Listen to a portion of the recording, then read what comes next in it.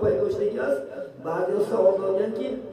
گاه یکی چیز خوده میمونه خلاص نیم یکی مثلا چوتک نکسی میشکه یکی در نانه مندازش یا که انشاءالله خدا خواهد یکی بخواری حتی که الله سبحانه و تعالی بینید در همین خدا خواهد ما بعض انسانان در زیافت بدانست میدونید زیافتش چی به ملا آشه میخورده شکنش سیر میکنه یک محلی بیاد شده که موزدار نمینه الله این نمیکنه الله بعض بنده هاش در دنیا امتحان انشاءالله خدا خواهد بینید یا که آقا میزده سیر نشته یک معلومت به یا که بعضی نسکشوی نسته زده کم شدید دو یک معلومت یک روزه بود کده برم نسته در یک جا پرفته مون کنو خواهد چونتک دیگه که همه چونتک دیگه چی را نچه همین شیده می نسته که در یک بجه بودم خدا خواهد سیمشکه در یک بجه بودم همین چونتک در خوری مونی اگر انشاءالله خدا خواهد یا که بعضی گم زدیم که سقیش کوئی ضرر نداره سقیش هم میشکنه بینید حتی مکروهاتی حضور بینید که یک آدم خفش جمع کرده دهنش پول کرده خراب مکروه میشه بزنش یکی به خودش طبیعی پیدا شده رو رفتن دیگه چی بینه لیکن جمع کرده اگر انشاءالله خدا خواهد خراب یکی در میدردون که نخواست خدا خواهد انشاءالله شکم سرش نمون البته دهن چرقه میکند و دراج رو میکنیم فورا نیت میکنیم انشاءالله خدا خواهد ضرر نداره الحمدلله یکی که من شما مردکو هستیم خدا خواهد یک دم میکنیم که خسته که چکو کرید جنوب شدید یعنی آبازی واجب شد البته آبازی هم میکنیم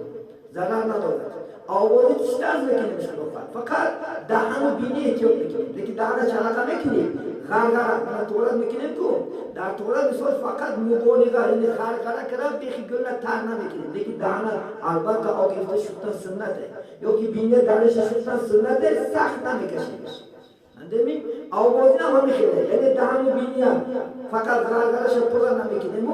دیگه اعضاهای بدن هم تازه میشیم فقط در ای کول دونده نمیتونه مثل ای کول بحر یا حوض نمیپرده چونکه وقتی که حوض غلطی دی البته مجبورن آوچ کنه میدره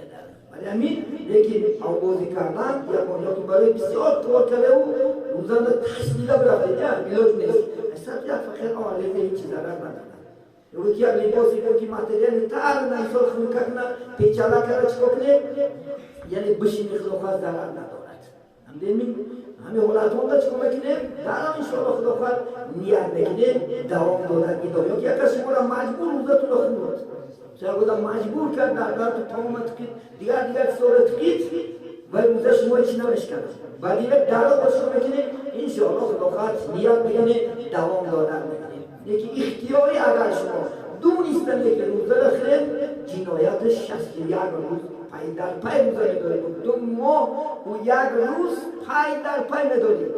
اگر یک بارم نمونه گوش کسیش با اینا 60 اینچی جزایی قصدن خوردن چیه یعنی روزه یا قصدن خوردن آب خدا خواهد این چیزا روزون در ضرر داره اینه که دیگر چیزا انشاءالله خدا خواهد ضرر نداره وقت همچه عزیزانی من انشاءالله خدا خواهد نماز تراویح سر میکنیم الحمدلله حرکت کنید هر یک شبش فضیلت داره خدا خواهد من پگه خدا مناسب نتور 5 یعنی 6 شبی که خدا خواهد چی فضیلت داره میگم هر شبش حضرت علی پیامبر صلی الله علیه و سلم یعنی وصیت کردن که هر یک شب نماز تراویح الله چی داره اجر داره انشاءالله خدا خواهد مکافات داره ولی هر شب حرکت کنه نماز تراویح اگر 30 روز نماز مونه قرآن ختم کردگی در نامه اعمال می‌نویسند